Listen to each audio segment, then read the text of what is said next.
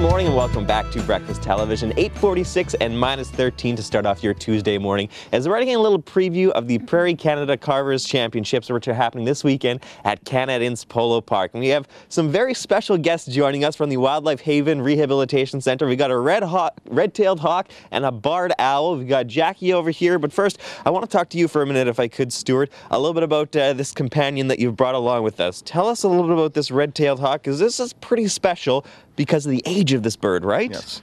This is Red. She is actually one of the oldest birds in the world for the red tails that we've noticed. She is 32. Wow. She was confiscated by Manitoba Conservation in 1982 and was a full-blown adult when we got a hold of her. No kidding. Now, you were telling me that as red-tailed hawks get older, the red tail, their most notable feature, gets to be really, really attractive. But after a certain age, it just sort of stops, and that's how it always looks. So this is the distinctive feature about the hawk, correct? It is. After their second year, the color starts to come out, and it becomes a more vibrant red. Which is much more noticeable once they get older. Now, I don't know if we can get a good shot of the beak or not here, but this is a very impressive thing to be up close and personal with. How do they use their beak? Their beak is a tool. They'll get a hold of things with the talons, and then they'll use the beak in order to be able to cut up the food for digestion. Wow, and look at those feet. They look like dinosaur raptor feet. So those, how much can that hold or grab? Any special things with the strength of their feet? They have quite a bit of strength, but they also have a tendon in the back that allows them to get a hold, and once they get a hold of something, they won't let go until they've started consuming the food. Gotcha. Can you tell me a little bit about the work that you guys do at Wildlife Haven Rehabilitation Centre, what the purpose of your facility is? We take in injured and orphaned mammals and birds all throughout the province. About 75% of the birds are birds that we take in, and we'll take in everything from the size of about a hummingbird all the way up to great blue herons and eagles.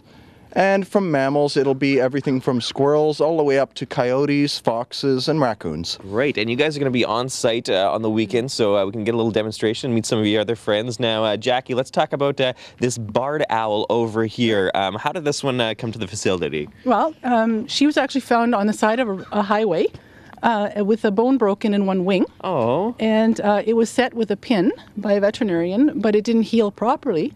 So she's a little bit limited with her flight, and she would not be able to hunt on her own in the wild. But she's not nimble enough. A great ambassador for education programs that you guys have. And you were telling me something very interesting about owls. 3 eyelids? 3 eyelids, yes. Explain why there's 3 eyelids. Well, she's got a top eyelid, which will come down when she blinks. Mm-hmm. The bottom one will come up when they're sleeping.